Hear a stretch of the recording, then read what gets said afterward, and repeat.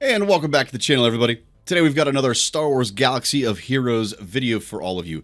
Today specifically we're going to be looking at a video in our series entitled Top 10, where we look at the top 10 characters that are in need of certain things or fill out certain roles.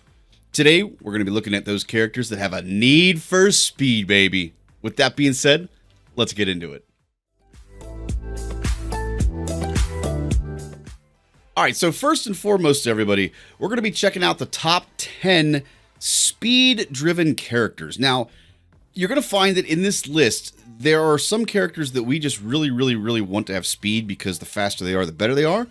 And then there's other characters where it's not so much about that character as much as it is about the team surrounding that character.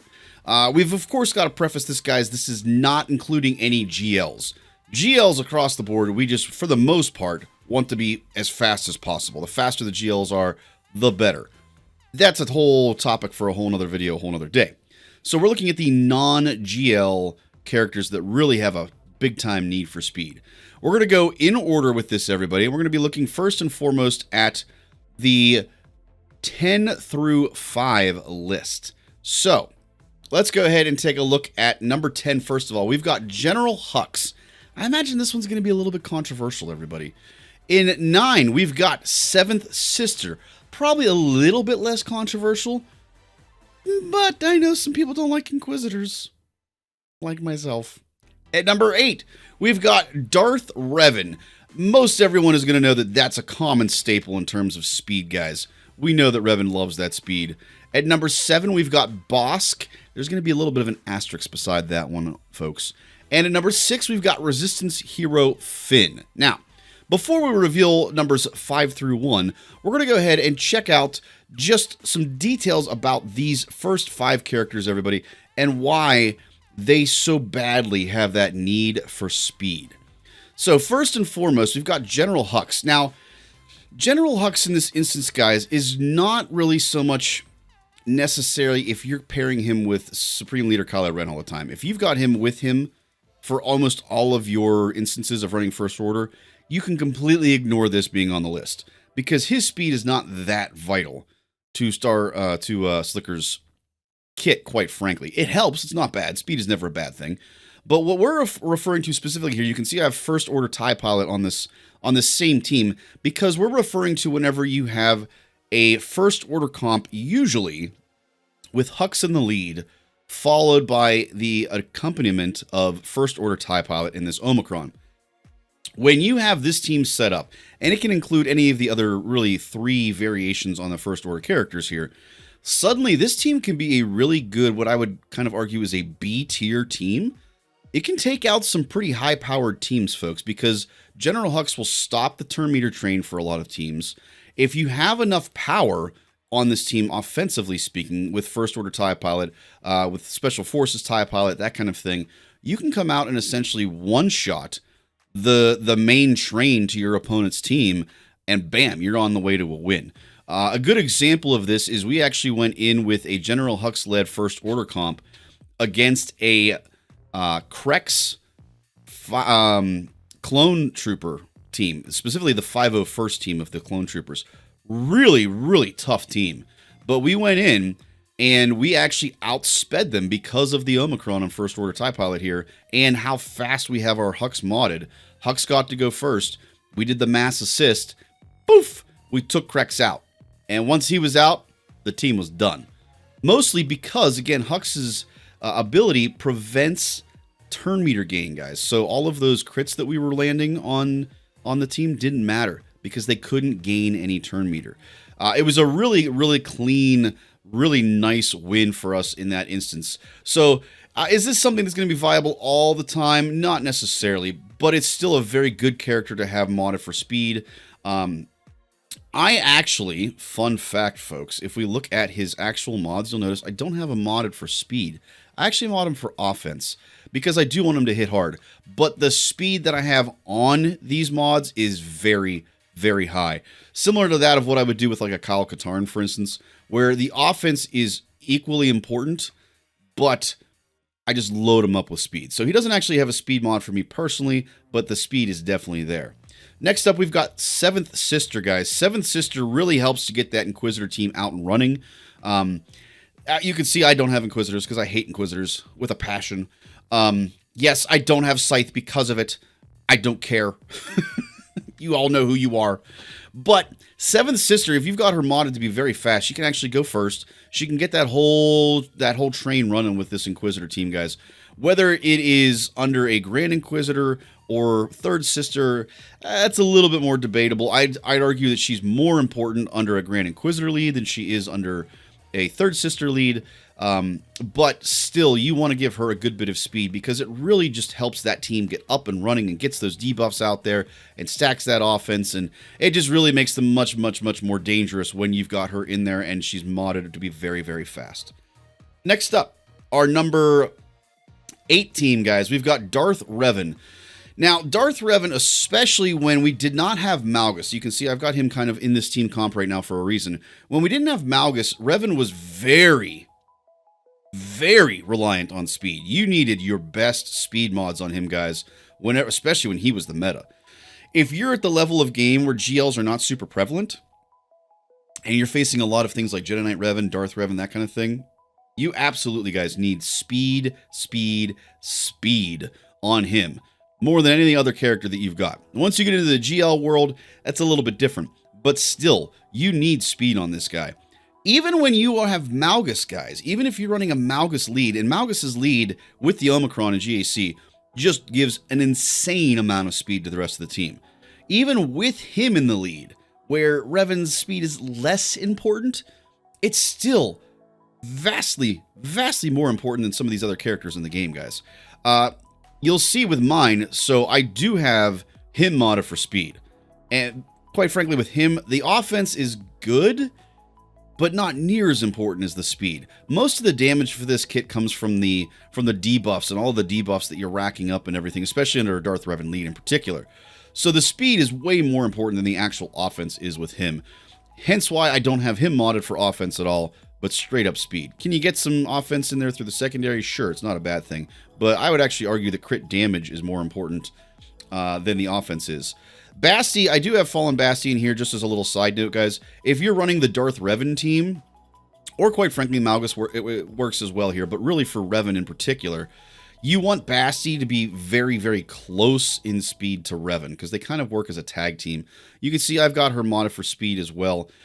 She is not going to be quite at the level of actual top-notch speed. You can see she's at 300, versus my Revan is at 315. So you can see he is faster by a decent amount, but you do want to try to get your Basti relatively close to him if you can. You can see that their mod speeds are actually pretty similar. So, again, very, very important speed, guys, here. If you're running Revan lead in particular, it's even more so important. Moving on to number 6, we've got Bossk here, folks. Bossk, this is a very complex kind of comp here in terms of speed. This team can punch way up when you have the right things in place, and it can punch up against a lot of different teams. So I say Bossk is the number 1 most important here because you need him to go first.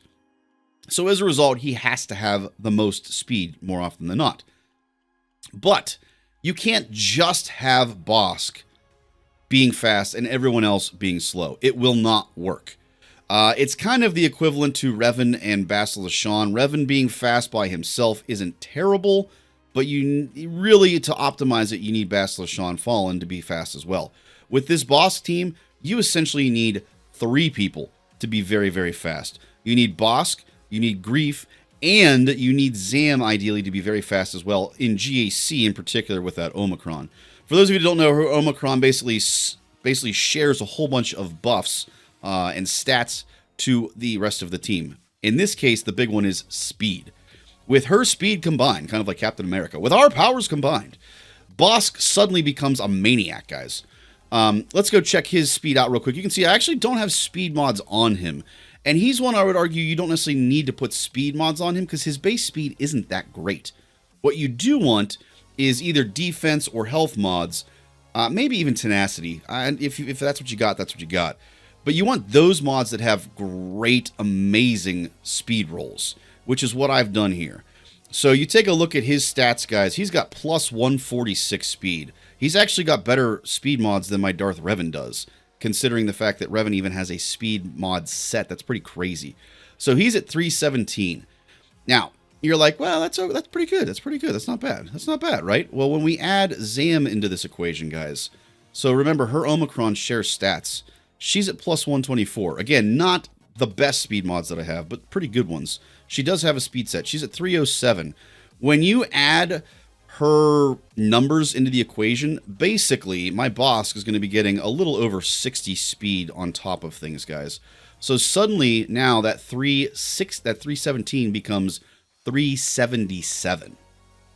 That's fast. That is a very fast Bossk. You're almost going to get out ahead of everybody in this game outside of a GL. The reason that's so important, guys, when he goes first and uses his Predator instincts, and then here's the other thing that's so important about this team, you need Greef Karga to be right after Bossk. That's very essential, guys. You can see, again, he's going to be modded for a ton of speed as well. He's at plus 141. Same level as Darth Revan is actually for us. So he's at 313 speed.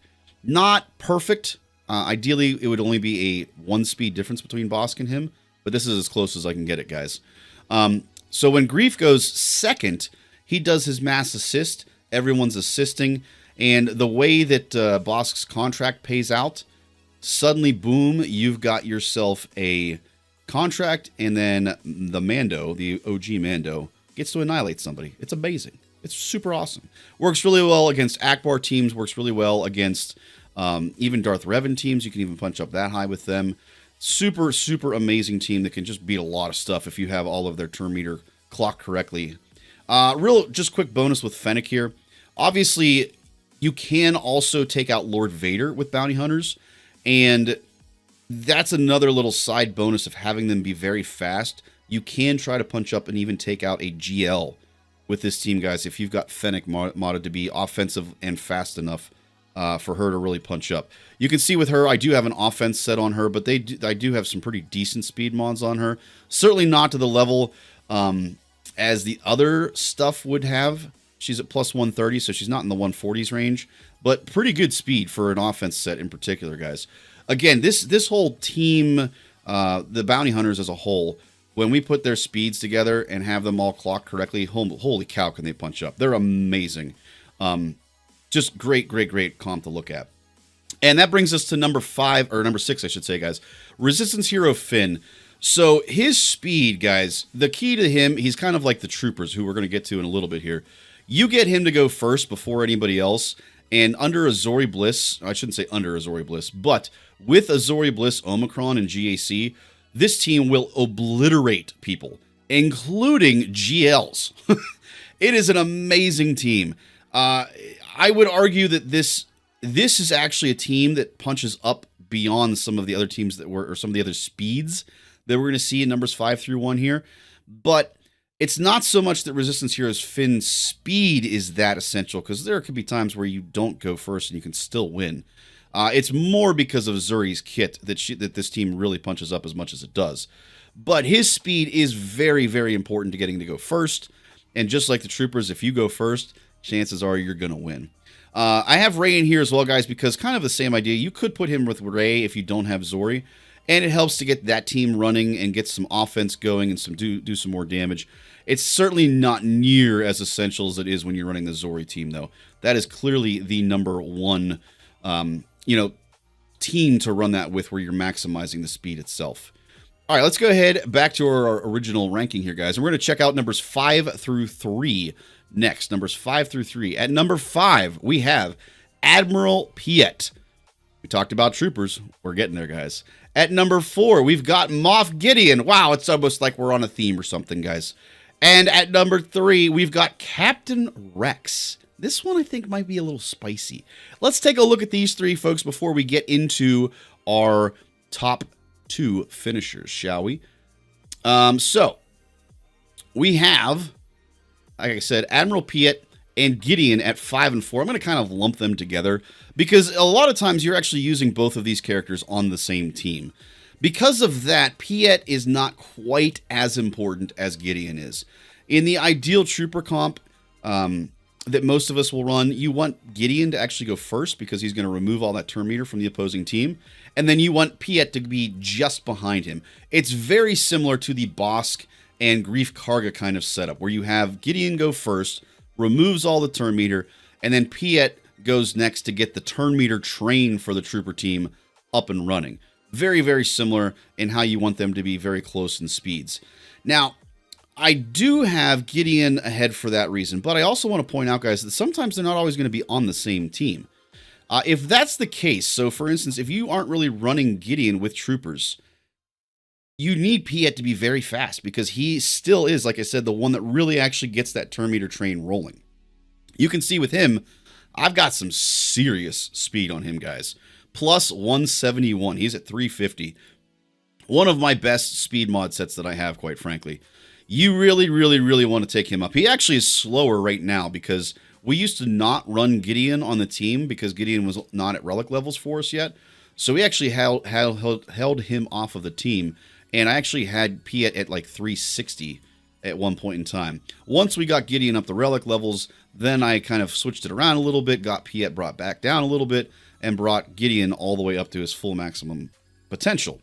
But like I said, if you're only running Piet, guys, in the trooper team, you definitely want Piet to be the faster character here. But in the event, and I should have mentioned, obviously, guys, that's under Revere's lead in particular. But I should mention also, guys, a side bonus to Gideon not being in that team is that if you run him under the Gidme team, which is Padme, Gideon, and then another Galactic Republic support character, him being fast is also equally important there. So I actually ran him when he was at Gear 12 under a Padme team, just because it was super cheap and it could work against a lot of odd teams. And having him have a lot of speed there, it was still very important because he gets out in front, he gets all of those stacks going, and poof, you one-shot somebody suddenly. It's amazing. It's a great thing. But when you do put them together in that ideal team, which I would say is the troopers with Gideon in there, folks, you do want him to be the fastest. So you can see I have him at plus 168. He's actually not faster in terms of a mod set. The faster mod set that I actually have is Piet. But Gideon naturally just has such a high base speed, he's going to outspeed Piet if you have things pretty equal. You can see he's at 366 overall versus our Piet, who's at 360. Again, like I said, guys, ideally you want them to be very close together in speed under that ideal trooper team so that you remove the turn meter and continue that turn meter train. It works like a thing of beauty, everybody. All right, let's go ahead and take a look at our number 3 speed character, which is Captain Rex. I think this one's going to be a little spicy because it's kind of like Hux in that you don't have to have speed on this character for his kit to really be effective. But beating this team without them having speed is just so much easier than when he has speed. And you'll notice I'm referring really specifically to Rex in particular here, guys. Obviously, Hera here with the Phoenix is important too. But the Rex 501st team versus the Hera Phoenix team is a little bit different in the way they work.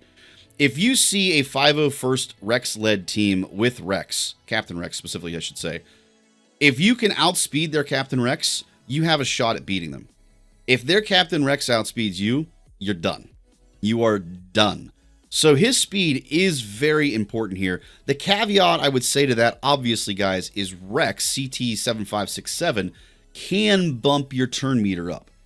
So it is possible to mod your CT7567 Rex to be faster and then bump Captain Rex's speed up. But similar to the situation we have with Piet and Gideon, you still need your Captain Rex to be very close in speed to accomplish that goal.